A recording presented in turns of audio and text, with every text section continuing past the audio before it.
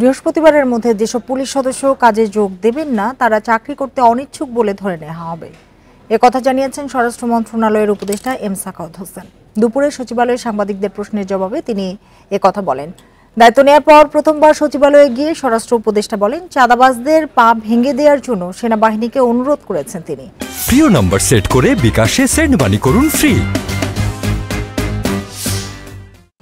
দেশে পুলিশ ফিরে না আসলে অবস্থা খারাপের দিকে যাবে মন্তব্য করে এম সাখাওয়াত হোসেন বলেন, ব্যাংকে মারামারি হয়েছে, ব্যাংক দখল করা হচ্ছে, যে যার মতো দখলদারিত্ব চালিয়ে যাচ্ছে। স্বরাষ্ট্র উপদেষ্টা আরও বলেন, সব রাজনৈতিক দলকে অবশ্যই অভ্যন্তরীণ পর্যায়ে গণতন্ত্র চর্চা করতে হবে। পুলিশের যারা ফোর্স এখনো জয়েন করেনি তাদের জন্য লাস্ট তারিখ হচ্ছে